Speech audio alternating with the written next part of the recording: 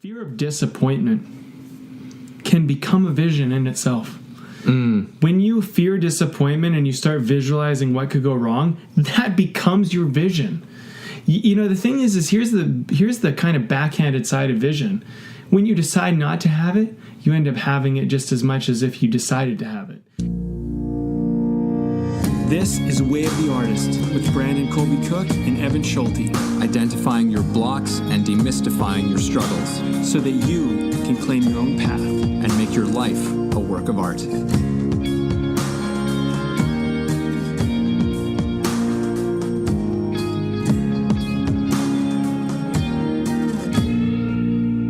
Hey, we got a vision for this episode, Evan. We do. It's serious. I felt like I almost sensed that coming. Well, it is the law of vision. That's what we're into. And this is another episode of Way of the Artist. Get ready. We're going to get into it. We're going to talk about some stuff. So on this one, we're talking about vision, which is as you'll probably find out, a very linked law to just about everything in a lot of ways, because it's very foundational. It's a lot about purpose. It's a lot about your why and your meaning and your thoughts and how you're seeing your world and what you're experiencing as you're going for all this stuff. It's very deeply linked into your internal world of your artistry, and I think quite overlooked, because I think we live in quite a practical society where we're always like, how do I do this? How do I make this happen? Yeah, which is an important step. It's an important thing for us to have a grasp of because, you know, vision is nothing other than just an idea until it's put into action, which is kind of how it's also associated with the law of beginning, which we talked on the last one about. You know, it's like beginning kind of is the thing that takes the vision and starts to manifest it into our actual world. Yes. But vision is an equally important part of the equation of the kinds of artists that we want to be, the kinds of creative people that we want to be, but also the kinds of work that we want to create as well. Vision applies to both of these things. It's universal in that way. Totally. Also, I think like with vision, it's like sometimes people look down on it because it's like, you know, I have a dream or you're a dreamer. And it's like, you know, this idea that people who have dreams or visions don't actually go and do them. But the thing is that people do actually go out and do their dreams and visions. Some people have dreams and visions where they never do anything. Yeah. And they give visions and dreams a bad name because they don't ever take action on them. But it doesn't mean that having a vision or a dream isn't necessary. In fact, I think it's absolutely critical if you're going to take action at all. Yeah. Absolutely. Well, because it's like, what kind of action do you even take? Yeah. You know, otherwise it's just like we're just turning our wheels around, and everything begins with vision. That's where everything starts in leading a creative life in all senses of that expression. Without vision, we have no direction. Without vision, we have no sense of purpose. Without vision, we don't have any kind of growth or evolution either. Because for me, vision implies a sense of the unknown. Vision implies a sense of something I haven't done yet or hasn't been done yet. Stepping into something that's maybe a little bit uncomfortable, but fueled by excitement and possibility. Yeah. You know, I'd say a big part of vision too, at least for me in my experience, has been imagination is a huge part of the whole process. Oh, of course. And how much you allow yourself to imagine. You know, how much do you allow yourself to take images and put them through a process of, like, you know, going and playing around and seeing what could happen, you know, and experiencing those images. You know, like those images, those imaginations, like what would it be like, and kind of letting yourself kind of walk through that experience. And I found that like with imagination, I mean, I think personally, I think it's our most incredible tool as human beings is to have imagination, and yet we don't use it because we don't really realize the power that it has. Because it just seems like when you think about imagination, I think a lot of people just go, "Oh, I'm just kind of daydreaming." You know, I'm wandering off into space, doing nothing, getting nothing done. And it's like, well, you might be getting a tremendous amount done because you might be actually getting your mind clear and focusing on what actually matters here. Mm-hmm. But, you know, this is the thing, and we'll get into this with the law of action and the law of momentum and things like that, right? But the thing is that with imagination, it helps you know what action to take. It helps you to actually garner momentum in a certain direction. And I think with imagination, too, is like sometimes, you know, you use your imagination not to necessarily make that image happen exactly as you see it in your head, but you use the image to link you into the feeling that is your imagination, because ultimately we're feeling beings. And so vision and imagination, what they're really trying to do is use imagery to get you to feel. And really what you're after is the feeling. You're not actually after the images as much as you might think. And I think that's where people get confused. No, I think that's a really good point. Yeah. And what you're touching on, I think, is an important part of. So, like, let's get into this. Let's just take it here. The thing is, like, with vision. So, I think we've kind of established at this point, it's like it is important to have a vision. I think it is important to have a vision at all times in your life. But that vision, I'd also like to say, is something that I believe is something that is ever growing and ever evolving, you know, and it shifts. You know, sometimes vision has a way of saying like, oh, okay, yes, this is the place I'm going. And again, there's an emotional attachment I usually have to that vision. It's something that is inspiring to me. It is something that pushes me on to do something I haven't done before, you know, and it's powerful enough to push me past whatever resistance and fear that I have. This is the kind of vision that I'm talking about and trying to communicate that we need to get ourselves grounded into, to really feel that, to really see it, to really get a sense of that feeling in our bodies. Yes. That is how powerful our visions need to be developed. Right. And that will push us to whatever is next. Because as I've also discovered is that sometimes I'm really motivated by a vision that I have, and I'm heading down this path, and then I get to this point and I go, oh, it's not quite that, is it? And then it starts to get more and more specific. It starts to get more and more clear, you know, because sometimes there's a lot of other attachments and associations I've brought into that initial vision, that initial image. And as I start down the path to it, it starts to kind of morph in front of my eyes. And that's not a bad thing.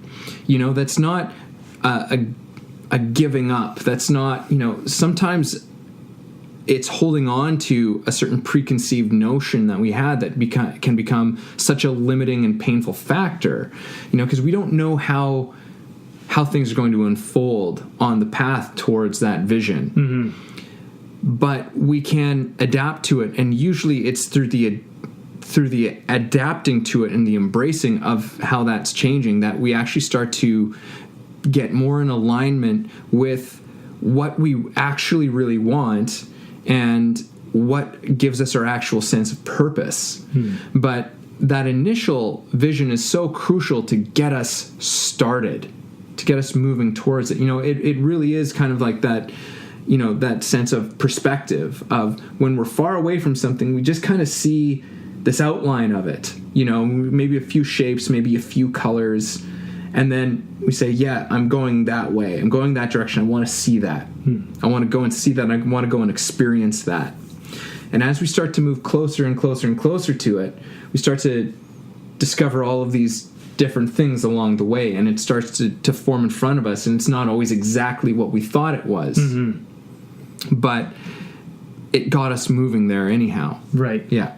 I find that, some of the, I really believe that human beings are emotionally motivated, and everything is energy and motion. It's all emotion. So if you have a vision, the key thing is that you feel the vision.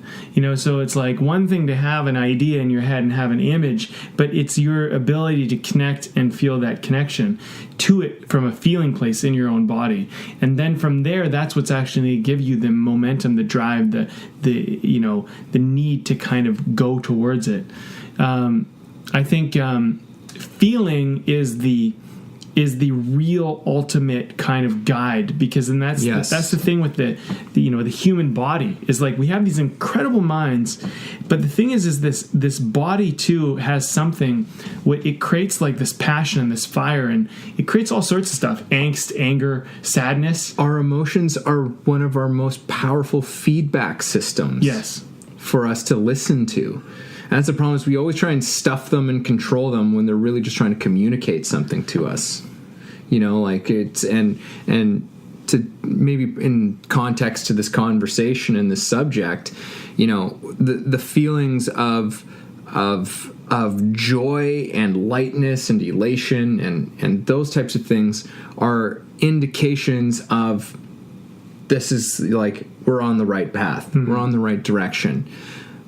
When we start to have the feelings of pain and anger and sorrow, these types of things, these are emotions saying like, hey, correct course. This isn't quite right. Mm-hmm. This isn't quite right. Make a shift here or there. It's not giving up. It's not like saying, no, this is done. Or maybe it's saying that this is done. But usually it's more so a case of, it's done, but it's just a different direction. Yeah. So in a way you could even argue that it's like it's not really ever done. It's just deflection. Pivot is something that you always say. It's like just pivot. Well, I think a lot of people think vision is somewhere you get. They don't realize it's something you become. And I think that's the myth of our current society is like, oh, when I win the Oscar, I will have reached my vision. It's like, no, you won't become the person that can win an Oscar. You will become the Oscar winner. The fact that they put a piece of metal in your hand is irrelevant when you get there. And that's the thing that a person who gets caught in the end result destination idea forgets, and they get so focused on a little piece of metal in the hand that they forget that the person who's fucking holding it is why that thing exists, is why that thing matters. And so the thing is like with vision, it's good to have that destination. It's good to have this idea of where you want to go and what you think your life will be like when you get there. But like the real reward is who you become through it. And I think it's that's where we get knocked off course, because we start getting too caught up in the result. We start getting too caught up in all of this stuff. And the other thing I want to say about that, because you were pointing out feeling, is just, there's these feeling feedback loops we're getting. We're constantly going like, oh, this doesn't feel right. Okay, maybe go over here. And I think the other thing about vision, at least in my experience, I can say, is that sometimes you will do what doesn't feel good because it actually feels good. And the reason why I say that is because when you have an ideal or when you have a principle or something that matters so much and it feels so good that that matters to you, the temporary pain you're going through, it becomes irrelevant. I used to do this when I was like running in soccer, or, we'd have these hard days. It'd be like, I don't care about this temporary pain. Like I'll run until I'll fall over, because I really believe these coaches, I believe what we're doing is that when we get to that moment where we're the most fit team, and we were, that whatever pain we're going through right now is irrelevant. And that is where vision transcends our human like temporary need. And when we don't have vision, that's why I think we sit on the couch and we eat Cheetos and we watch TV because we're like, I just want to feel good right now. But like vision makes you go, I don't care about feeling good right now. I'm willing to actually feel good through feeling not good right now. Right. And Yeah, what you're getting into is kind of like a tricky thing, because I mean, I don't want to knock sitting on the couch and eating Cheetos or anything like that, because that has its place too. Sure. But I understand what you're saying. Like, it's, for me, it's being in a place where for me it's more joyful to be pushing into this vision that I have, this thing that I'm trying to create that makes me uncomfortable because I'm so stoked about it. And when I'm sitting on the couch watching TV and putting it off or something, you know, if I'm procrastinating, that becomes painful. Yes. That becomes just like a slow bleeding kind of death where I'm just like, ugh. Don't be dramatic or anything. And now, yeah, but it's like, that's actually not too far away from the feeling that I get when I don't have that excited vision that I'm attached to, you know. And I want to bring this up again because these questions that we brought up in episode 1, which was finding your path, and these questions are, what do I really want, and what is my sense of purpose in the world? These are two, like, and again, I can't understate the importance of these questions for us to really, as artists, I mean, I think everybody needs to be asking themselves these questions. You're an artist, oh my God. Like, you're an artist, you're a trailblazer. Mm-hmm. You're a person who is holding up a mirror to ourselves and to society. We're taking a deep look, examination. We're paving ways. And then how this incorporates then with vision. Like, our vision is also kind of a vision to also share. Mm-hmm. That's the thing. Like, it's always meant to share. It's always meant to communicate. So it's, what is the vision that we are sharing with people?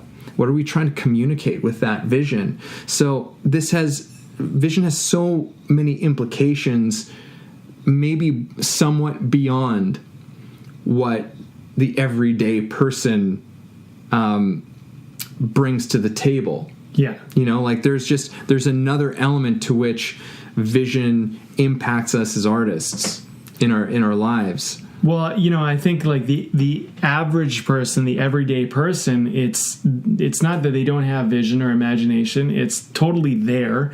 It's a matter of like how we were trained and educated, you know, and I'm going to get into it, Evan, because that's what I get into.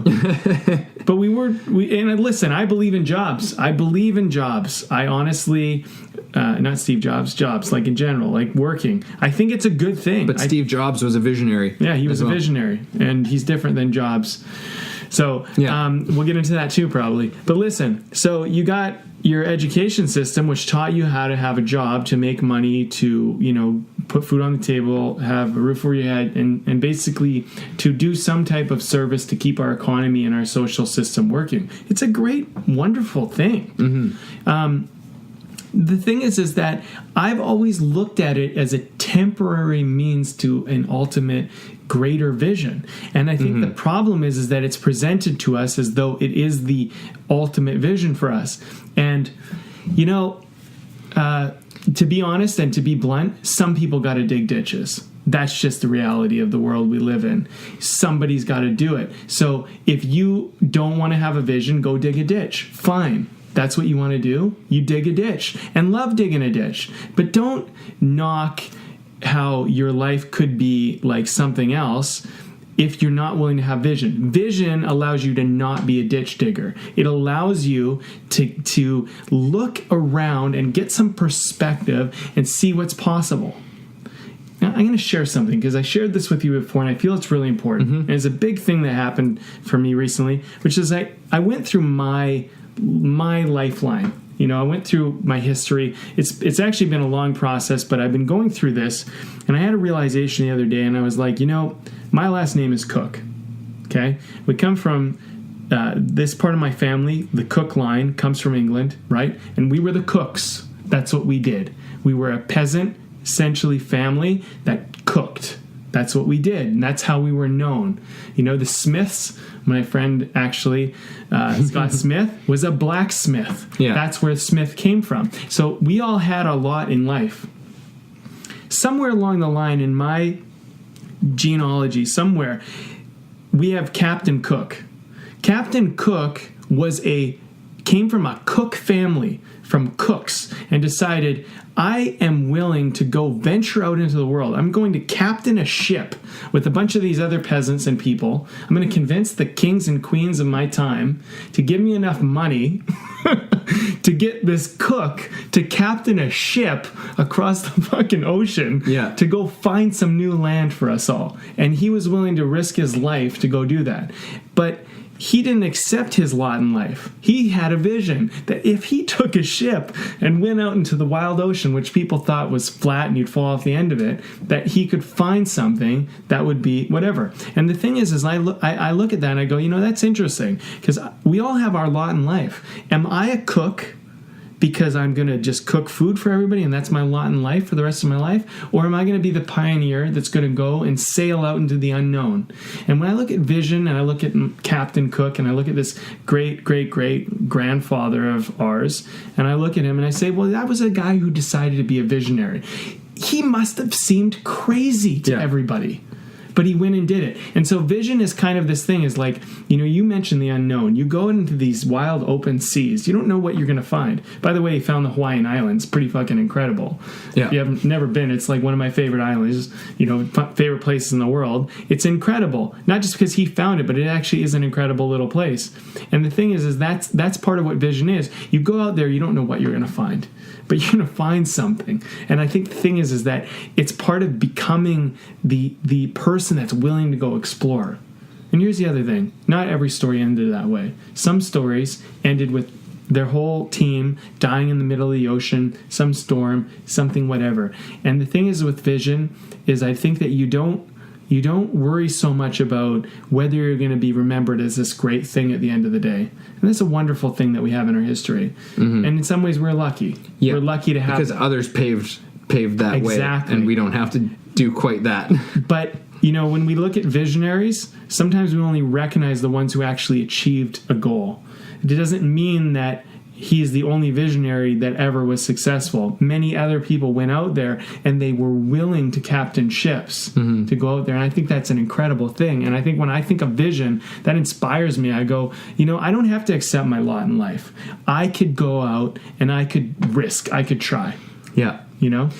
And I think that this is an important side of this thing, because I think our dreams and our vision are linked to each other. You could perhaps argue that they're kind of synonymous and kind of the same thing, but there might be a subtle distinction here. Regardless, there's a thing that can happen, especially as artists, because there's this idea, there's kind of this association. It's like you're an artist, you're a dreamer, right? And that can even have, being labeled a dreamer has its own sort of stigma to it out there in society. And it's just basically it's saying, it's just well, you're full of shit, you're not in reality. You are not, you're not with the rest of us, kind of thing. And so if you're listening to this, depending on what space you are in your life, you could be in a place where you're so super connected to your dreams and your vision, but you might be at a point in your life, and I've been through this, where as an artist and where I had my vision, and part of it was just hanging on to a vision that was dead. But it can become a thing where it becomes, you think you're not safe to have a vision. You're not safe to have a dream. There's a fear of being let down, of you start to buy into that shit that people, that the doubters and the haters and the people who are blocked themselves as creatives, you start to buy into their story. And if you're in that place, or if you're not in that place, I find that that life has a way of kind of sometimes testing us.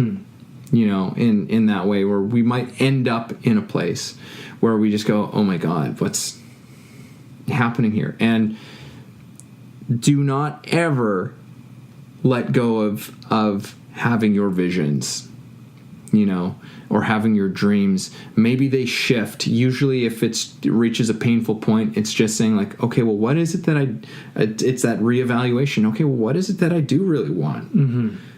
What is it that really does give me a sense of meaning and purpose? Mm-hmm. And we reevaluate and we discover something new.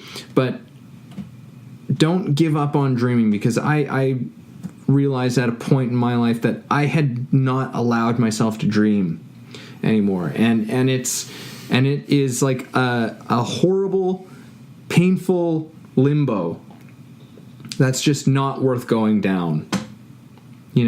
Sometimes life throws a curveball at us, as the expression goes, and we just don't know how to handle it. But all I can say is just like, don't stop being a visionary. Mm-hmm. Keep going. Just keep redefining that vision, redefine that dream. Keep your imagination active, because that is life. That is your lifeblood. Yeah. I would say, even just to further your point, because I can relate to what you're saying. Like, I went through massive disappointment, at one point in my life, and more than one, but one that nearly devastated me, knocked me right on my ass. And I was walking around, and all my visions and all my dreams just seemed it was a very bleak time. And it was a time of like, man, like maybe I was foolish to think that any of this stuff is possible. Maybe I'm wrong, Mm-hmm. And in some ways there's good things in that, you get some humility, you kind of like, but I'm glad I came out of it, because I was without purpose. And what I found was like the fear of disappointment can become a vision in itself. When you fear disappointment and you start visualizing what could go wrong, that becomes your vision. The thing is here's the kind of backhanded side of vision.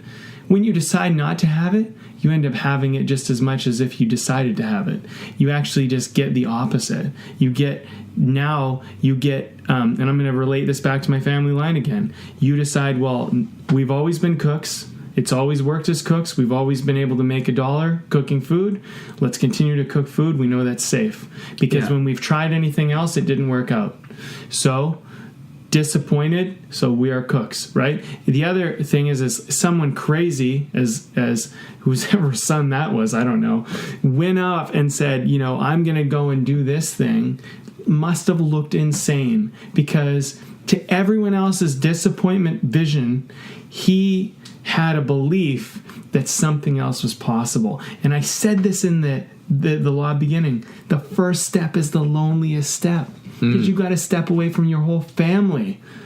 Your whole family, this is the thing that we don't realize. Our entire family lines have been built on safety and security and consistency. That's how we exist as human beings. Mm-hmm. So artists step outside of what is our normal line, our genealogy, our family lineage. And it steps outside of the comfort. Yes. Yeah. And so in some ways, if your family doesn't believe in you or your family's doubting you, you got to understand that we've all built safety for our loved ones. We've all learned ways to support each other and protect each other. When you're an artist, you're kind of balking that. Like you're knocking that in the face a little bit and saying like, I'm going to take some dangerous steps here.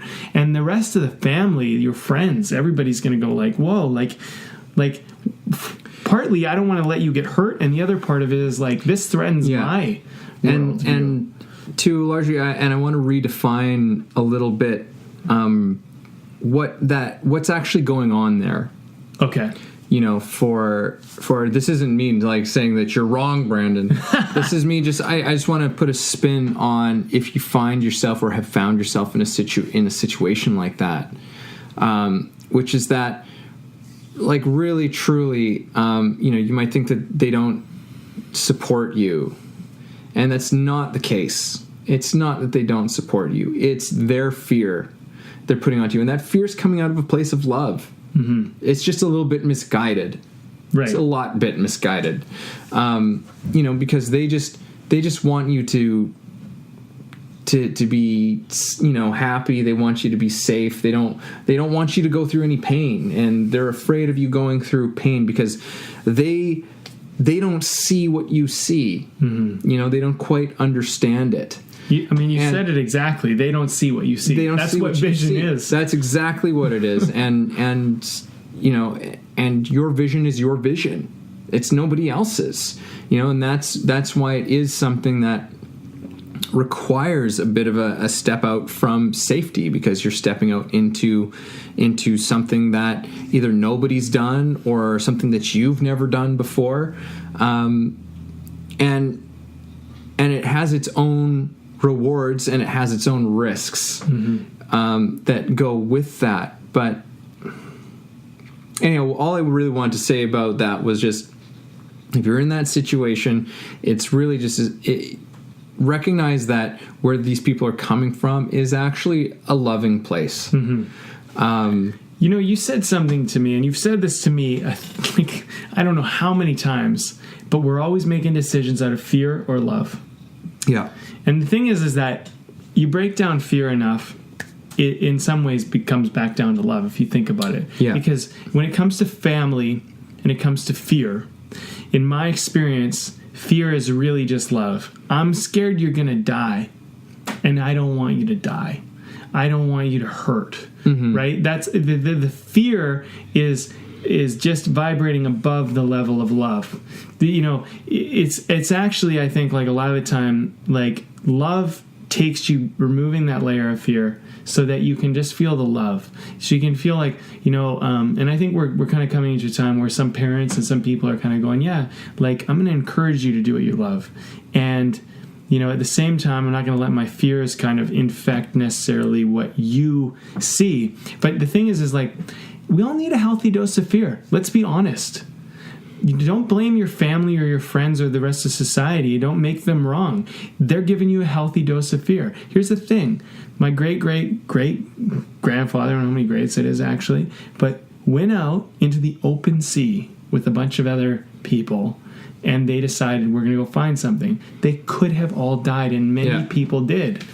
You need a healthy dose of fear. You need to realize that you're going, like, I don't know if you've been in the open water. It's insane. It's like a little crazy, especially when you're in a little boat, and especially when you're probably in an old rickety kind of like wooden boat built back then. So the thing is like having a healthy dose of fear is good.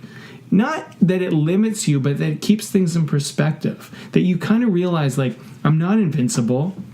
There are dangers out there in the world, and as much as I want to go gung-ho towards my vision and my dream, that there are consequences. And you know what? I'm just going to fill this in last one point, is that I've lived the life as an artist, and I've had some incredible moments, and I bet there will be many incredible moments to come. But here's the thing. I have had my power shut off at my place. I have been unable to pay rent at the end of the month, and I have had a period where I basically could barely afford food, and I didn't know what I was going to do. I've had those moments. I've lived through them. I'm through them. I've come out the other side. I am who I am today. I feel like I'm better for it, but I was willing to stay the course in spite of those moments. And that's in some ways what vision does for you, because it makes you go, yeah, fucking power's shut off, but that's okay. I'm doing what I love, because my vision and my values were always like, I want to have a life of meaning more than I want to, right? And so I think where we're kind of leading to, and I don't know if you agree, but like, vision is kind of like you being honest about what really matters to you. Yeah. Absolutely. What does your life mean? Because like we're all ending out like dead, right? So it's not like it's a one-way course. So like we might as well make something out of this, right? And I think some of us we get enough of that vigor inside of us where we go, fuck, like I'm gonna try some stuff, because like I just realized that this might not work out, Yeah, and I always argue that it's like it's a far better way to live in that way than to just live a life of safety. Yeah. Which is like a slow death. It's an early death. I've heard it sort of characterized as by different, writers and philosophers through the years. It's like that's an early death because you've already just kind of resigned. You've kind of gone numb. You're closed off. From the many and extraordinary experiences and possibilities of the world. And vision is just about opening us up to possibility. And yes, there is a cost of entry. Yes. And it means getting uncomfortable. It means, getting hit with some unexpected things, and a lot of what we will end up getting into with our conversations is like, okay, so how do we roll with those unexpected things? How do we actually make the most of those unexpected things, transform that, transmute those experiences into just like the stuff of our myth, the stuff of our legend of our lives? Because whether you're aware of it or not, it's what you're doing right now. You are writing the myth and legend of your life right now. And so where do you want to take it? Yeah. And that's what vision's really all about. Where do you want to take it? What possibilities are you open to in your life and in your work? What are you willing to push into? I love what you put out there, because that's a wonderful way to interpret what this is. And I think through that, people can start to check in with, how do you feel right now? When you feel that thing inside of you, right? When you feel that, that's your vision right there. That's what it is. And you go, oh, I really want to do this thing. I really follow that. Like, run down that little rabbit tail or that rabbit hole or whatever it is, go down there and figure out what that is. Because that feeling, that little bit of fucking spark right there, you could ignite that shit. You could make that thing light right up. And all of a sudden you might tap into something that you suppressed as like a little kid or some point in your life.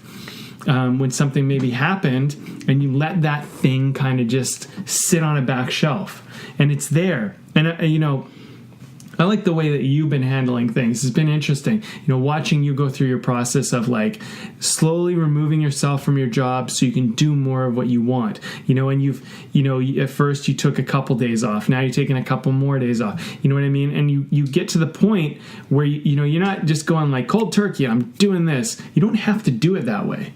You know what I mean? Yeah. I think it's cool the way that you're a great model for someone who's been working a job that wants to, but also maintaining an artist career, but wants to go all the way. You're literally demonstrating, at least for me, how that's actually done. You know what I mean? Yeah. Because I don't think for everybody, you just fucking go, okay, I'm fucking quitting everything.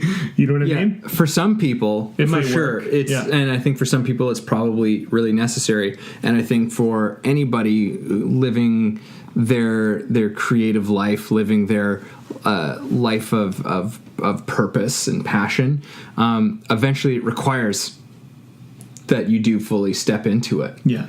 But it doesn't have to be as horribly painful. It doesn't have to be a horribly painful process to do it, right? And a lot of times these things can guide us. There was something that I want to add in here about. It was to touch back onto the emotional side of things, because you were talking a little bit about that emotion, the feeling of vision, and when we've had it and we haven't done anything about it, that emotionally emerges as like a deep pain, because the vision is a deep calling of sorts. It's a deep calling, and when we shut it down, it becomes a deep pain. But that deep pain can be transmuted into an extraordinary joy and excitement when we decide to do something about it. When we finally go, screw this shit. It's that moment that you've been, at your job, you're sitting at your desk, or you're standing at a table with like some people who are just treating you like shit, taking their order, and you just go, what the hell am I doing?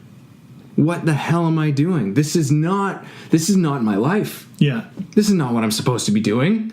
What the hell is going on? And that's when you dig back into that well of that thing that's always been there. It's been like, what if we did this? Yeah. What if we did this? What if we did this? And you finally give it some attention. You go, okay, what if we did this? And then we start to bring life to that. And we really decide to do that. And then that deep pain, which you've probably been sitting on for however long you've been in that job, that thing just emerges and gives us such a sense of meaning. It doesn't mean that it's without fear. Doesn't mean that suddenly our egos don't go off being like, whoa, what are we doing here? What are we doing here? Yeah. Hold on. Like, but it's that fear, like you said, it's a good thing. And as John Mayer says, fear is a friend that's misunderstood. It is it is coming from a place of love. It is trying to protect us. It is, but it's insane. It doesn't know actually how to do that. And life is kind of this continually unfolding of like, okay, I'm going to push into that fear until I'm past it. It's like, okay, I don't fear that anymore. And then it's like, okay, but and then there's the next one. We push through that, and we just keep pushing in through it until we start to realize that these fears are it's almost like a checks and balances in some ways, and our fears can also help guide us into our purpose and guide us into the thing that we really want to do. It provides some feedback for us in our lives and say, it's like, okay, is this what you really want?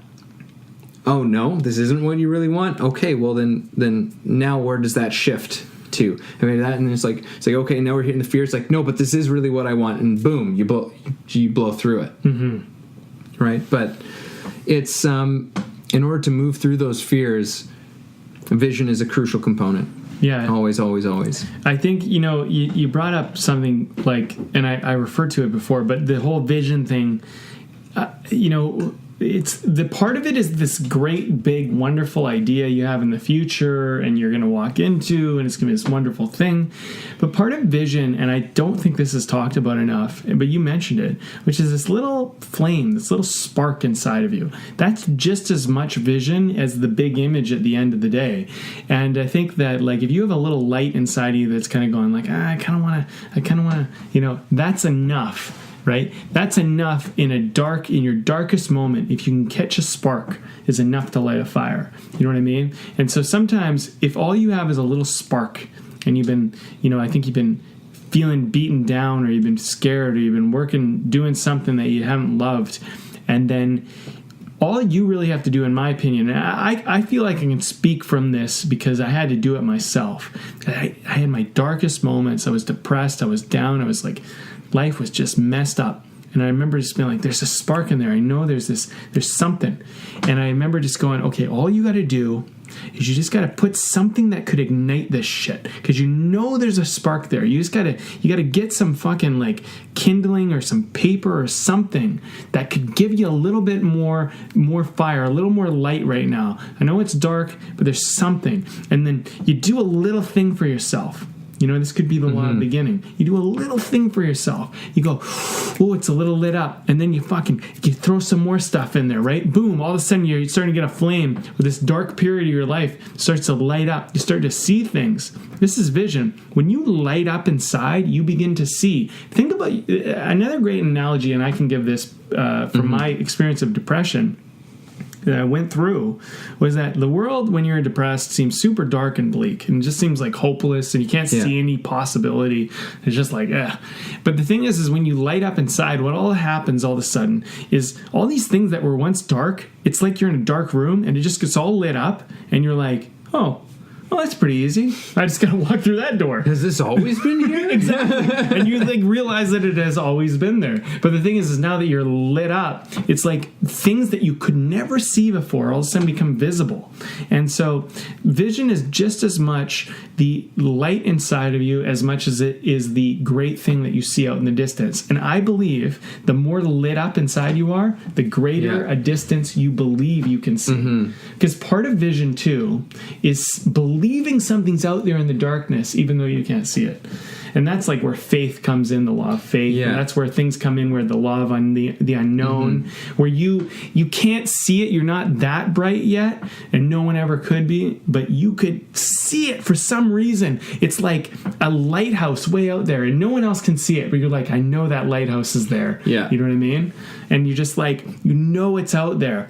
But at the same time, you're crazy enough to go out and find out. and staying connected to that vision, because it is a process, right? You know, it's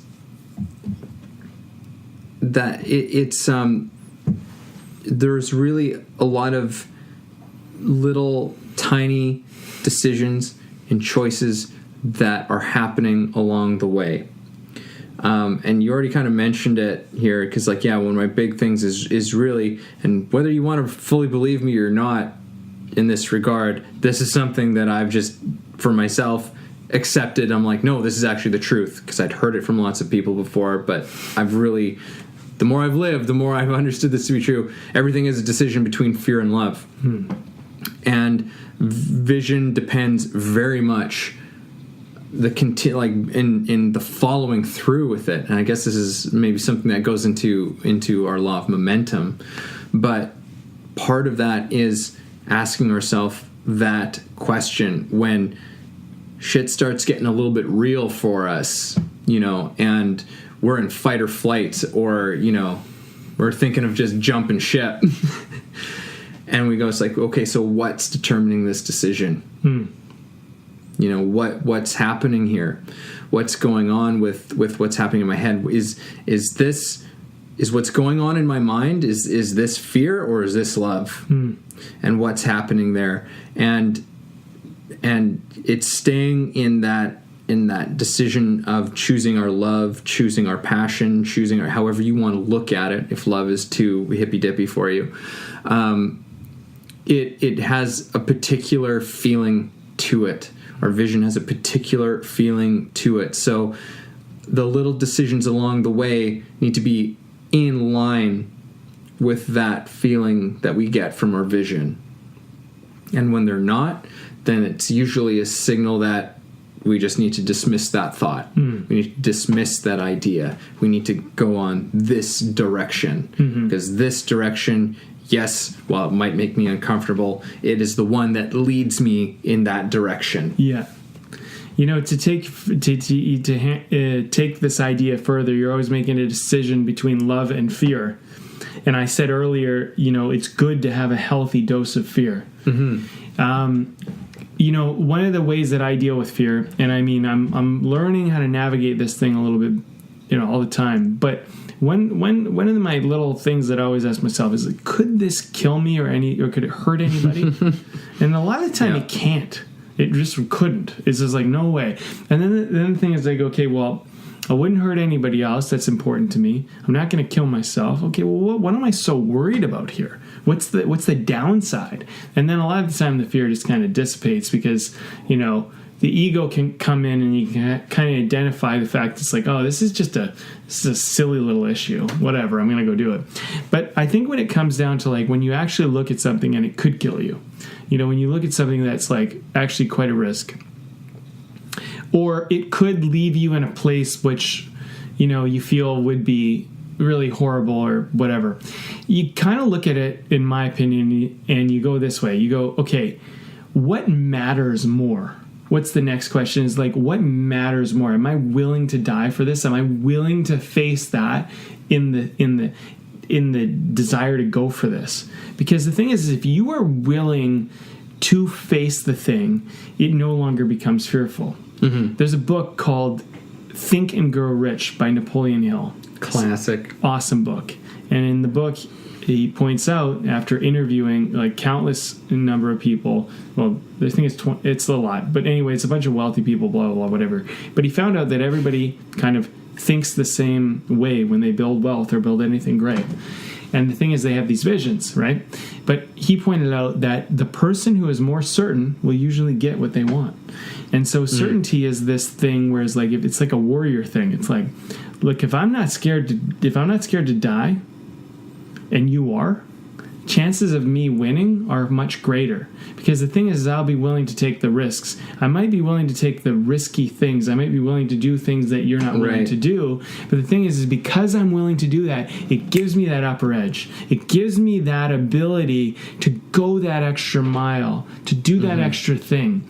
And the thing is like, I think about like some of these wild fucking things like Braveheart and stuff like that. And these, the Scottish people that went and rose against the English and all of that, and like how they went and did this. And I thought, people believed so much in their freedom, so much in that they were willing, because they were like, I would rather die than deal with this. And that's where values start to override fear. And I think that's where love actually comes in. And I think it's like this weird thing, because it's like part of it is like you got to deal with fear, but most of the time today we don't have real fears. We're not going to die, like no one's going to hurt anybody, it's all good. But sometimes, every once in a while, we actually do have a fear that we have to overcome. And I believe the way to deal with that is to find more love in your values than you have fear in your pants. Yeah, absolutely. Yeah. And that love is so rooted into our sense of what we want to create, and in what our sense of purpose is. Like when we have that, because I think that gives us a sense of personal stake and love in the world and direction. And it can help keep us stay in this thing, even when there's doubts flying in your face. The doubts are coming, but then it's just like, yeah, but no, I just know that this is the way to go. I just know I've just got to push through this. I just know that this is what I'm supposed to be doing. So I'm going to push further, just be, and yeah, it's like all of these people in Napoleon Hill's book. It's this deep sense of knowing, this and just being convinced, that you're going in the right direction. It helps you to avoid being pushed around, and also being pushed around by other people's visions too.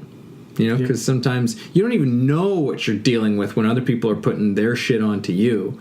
It's like that's a whole can of worms. It's enough of a process for us just to try and understand our own inner workings of what's happening in our own minds and motivations. Yeah. Let alone then taking somebody else's on.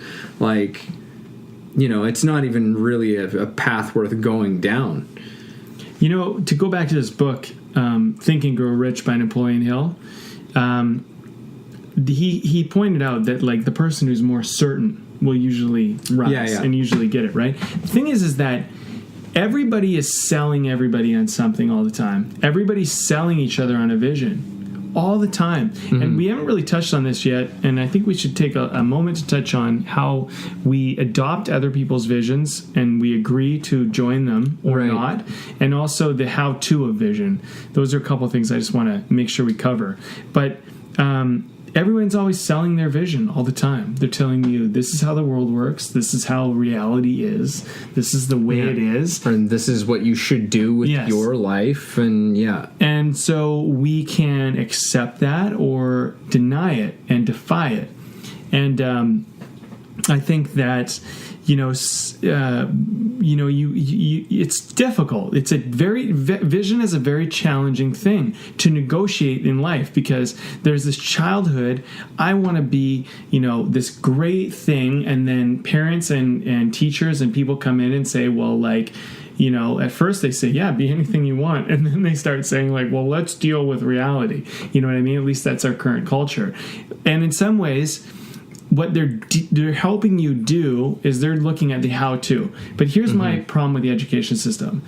I think the education system looks at vision backwards. And I said this to you before, but like the education system goes how to do something, and then if you figure out how to do it, then you can have a vision for it, which is actually the opposite to reality. But we believe that's reality. Yeah. Let me explain. You have a vision. This is how reality actually works. And people might think I'm crazy, but honestly, look throughout history. Look at Steve Jobs, okay? Yeah. Look at anybody. Look at any great visionary in history. Exactly. They had a vision, and then they figured out how to make that vision happen. Yeah.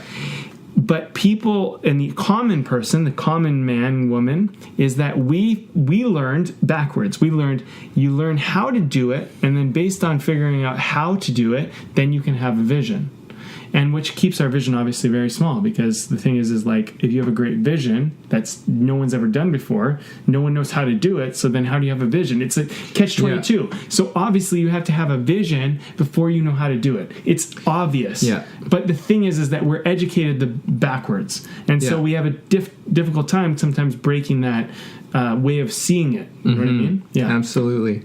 This is what reminds me. It was a talk I saw from I think the chief editor of Wired magazine, and he did. It was I think it was on Big Think or something. He talked about this, and he said, and he was making out the case for being, being like an optimist, and why you should be an optimist. And I think this ties in so much with being a person with vision and being a person, because that's also a person who is a person who believes in possibility. And the point that he was making is like, our world has been, despite some of the shit that goes on, our world is still defined by the optimists. Our world is still defined by the people who see possibility and the people who are creating new things, the people who are, and it's true. Our world is, the progress of our world is defined by the visionaries, by the dreamers, and the people who dare to do it. And it's not to say that some of these people paid the ultimate price. As far as we understand, they paid the ultimate price for their vision. But the ripples that they created are something that most people will never touch upon. They've so dramatically, the greatest visionaries have so dramatically impacted the way that we do things in life, the way that we think about life, the way that we think about each other. It's extraordinary. And it's not to say, it's not putting that pressure that you have to be that kind of person, but this is just to illustrate the profound effect of vision. You don't have to be a Martin Luther King to have vision and to create extraordinary effects in the world. You don't have to be that, but you do have to have a vision. You do have to have one. Yeah. And incredible things can happen when you do that. Yeah. Yeah. And I think the other thing too with vision, a couple things. One is that your vision doesn't have to be this, you need to be this person that changes the whole world. Yeah. Your vision could be a very simple thing. The thing is here's my point, is vision is important to the point that you choose it, that it's not something that you felt you were given by someone else and that you had to have it and that it's your lot in life. That your vision, you can see yourself outside of whatever the world has told you you're supposed to be. You grow up in, East LA or Compton or something like that. You feel like you're a gangster. That's not your lot in life. That is your position, But do you see yourself outside of that? Can you leave that? I think about the people in like Flint, Michigan, who are getting, intoxicated by their water, right? Mm-hmm. And you go, leave the place.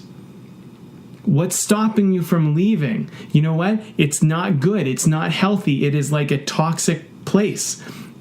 Whatever your fear is about, I won't find a job, I won't do this, leave.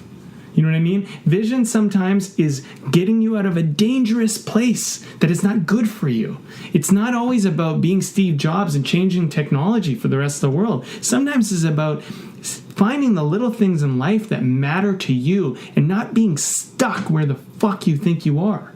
You know what I mean? And I really am on this right now because it's so timely. But the whole thing about my bloodline, the whole cook thing is like, obviously, you're not just a cook today, but come on, we kind of are.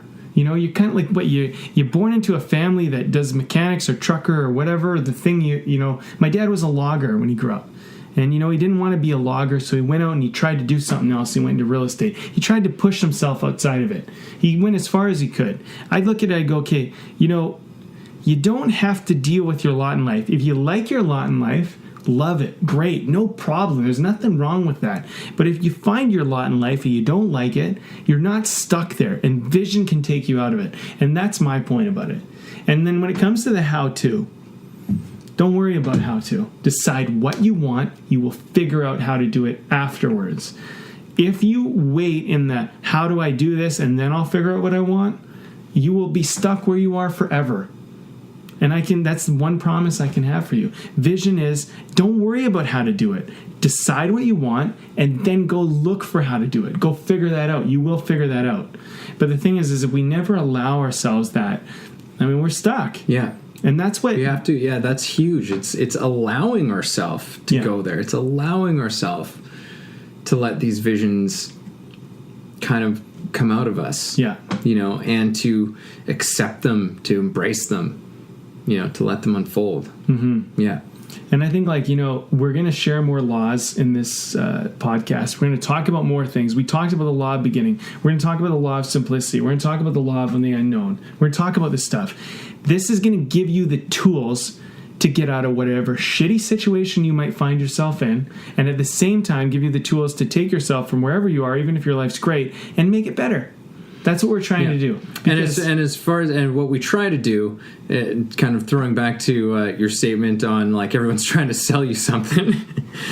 That's our aim. Solution. It's not a solution. It's not a solution. That's exactly what I wanted to do. Is like we're not trying to sell a solution. We're just trying to throw some ideas out there that for you to interpret for yourself and see what implications those could have. Yeah. And because ultimately, this is claim your own path. That's our motto around here on Way of the Artist. Claim your own path. It's not our path. No. We want you to have yours though. And we really want you to have yours. Yeah. And I think, to further what I was trying to say there, I thank you for clarifying that, is that our mission is that people are living authentically and truthfully to themselves, and I think that if I think that you will find through this some things that maybe call out to you as far as what's true for you, and you'll do what you'll do with it. But sometimes you just need someone to say, you're not stuck. There is an option, and maybe look at it this way. And then do what you want to do. Turn this podcast off, do nothing. Fine. No problem. Or if something landed with you, act on it. Start a beginning. Do something. You know what I mean? And that's the thing, is like, I just look at it, I go, if you're listening to this point, you're hearing this stuff, I think of it all the time this way, Evan. I always think, this is me at 17 is listening on the other end of this. And this is what I would tell myself. I would say, trust that vision. You are not stuck where you are. Believe in it. Go for it. I was already doing that in a certain way, but to have someone tell me that I could, to tell me that it was important to do, to just reaffirm those thoughts, would have been so valuable to me. And so when I say that, I'm speaking out into the ether of that young man that I was at that time, who just felt alone and felt like he was off dreaming all on his own, trying to have a vision all on his own. And I believe there's people out there. And when I speak, that's where my message comes from, regardless of what the podcast comes from. I have this angst in my heart. I don't know how to explain it. Just like, I imagine these young kids who have they're graduating and they're like, I'm going to go do this. I'm going to go do that. And I'm just like, keep dreaming. God damn it. Keep dreaming. Stop living somebody else's life. Yeah. So, or, do whatever you want to do, but just do whatever's in your heart, whatever it is. And there's no problem with going and saying, like, I'm going to have this secure job and do that. Great. That's awesome. But don't do it because you're stuck. Do it because that's what you want to do, And I feel like vision is you saying, this is what I want in life, and this helps me get what I want in life. And if it helps you get what you want in life, then by all means, 100% do it. Yeah. And sometimes following your vision, you'll fall flat on your face. And that's okay too. It's okay to fall. It's You'll more get than back okay up. to fall flat on you. Exactly. Yeah, you'll get back up. Shall we Let's talk about the beer. talk about this beer here and wrap this bad boy up? Let's do it. Yeah. All right. You got this, baby. So Yeah. let us know. So this one, this brew that we've been drinking over the course of this podcast is from Steamworks Brewing, one of the oldest craft brewers here in town. This is their Heroica Red Ale, 5.6%. Again, we are not sponsored by them at all. We're just throwing some props to people who make beer. Yeah. Because, They spur on the conversation. It's a tradition for us. Yes, a time-honored tradition. I like this one, man. This was a good choice. Yeah. Yeah, it's good. I like their name too. Okay, well let's wrap this baby up. We've covered a lot. We have covered a lot in this one, more than I thought we were going to cover. To be honest with you, but there you go. Okay, this is what I'm going to say. I mean, I'll just say, listen. With vision, it's a choice. You either deciding the vision in your mind that you're walking into, or you're being sold a vision that you think you're supposed to have, in my opinion. But you're always going to have a vision, and sometimes it's bleak if that's what you allow to infect your mind, or it's something that is of your creation. And you can create whatever you want. You don't. No one is ever going to look down on you if you have a vision that's not like changing the world. It's irrelevant. Don't worry about what anyone else thinks about when it comes to vision. It's really a feeling that you have and what you want, in my opinion. And you just being honest about that and being willing to kind of go venture out and do that and maybe overcome a little fear and find a little more love as you go about this journey. And I feel like the last thing I'll say is I just want to remind people, vision is not just an image you have at the end of the day. It's a feeling and a fire you have inside of yourself that lights the way. And to keep that in mind, because you don't need to always know exactly what the end result will look like. Sometimes all you need to do is feel like I'm lighting up where I know I need to go right now. And I believe there's something out there. I don't even know what it is, but I'm going to light it up and I'm going to go towards it. And, if you're doing that, in my opinion, you're winning in life. Yeah. Mm-hmm. Nice. All I want to leave this with is, I'm just going to bring this back around is again, everything begins with a vision. Anything worthwhile begins with a vision. That's truth. That is truth. Accept it or not at this point. And actually what I wanted to do was just take everybody through just a very quick exercise. Maybe you're going to be resistant to it. Maybe not. So I want everybody to do right now is wherever you are, standing, sitting, whatever, just close your eyes, take a deep breath. If you're driving, maybe pull over. Yeah. Or do this later in a place where it's a bit more of a calm, relaxed environment. Take a deep breath. Close your eyes. And I want you to think about this vision that you have, I want you to think about this person that you want to be, or this thing that you want to create. And now I want you to imagine yourself in a year from now as a result of it. I want you to picture yourself having pursued that vision. Where are you standing a year from now? What's the place? What are you wearing? Who is with you? What is going on around you? I want you to feel that. Feel that in your body.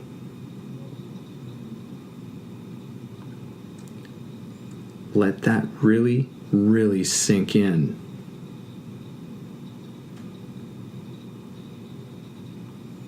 Sink that in until it becomes a living reality in your body.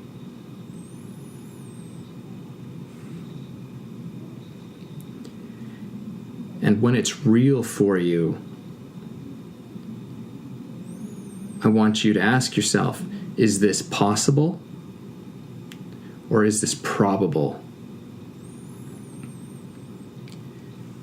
And when you get it to the point where you can say, this is probable, then say out loud to yourself, so be it. So be it. So be it. That is an exercise I learned from my amazing wife, Kat Schulte, who I believe she learned it from Bill Hicks. I'm not entirely sure, but it was a profound exercise for me when I first did it. So I just wanted to share that. That's it for me, man. Take it easy and keep tuning in. Thanks for listening to the show.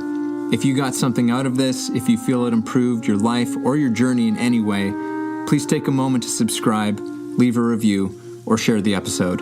You can also support us on Patreon, where we have tons of great bonuses. You are the ones that make the show possible and help us to thrive. Thank you for joining us.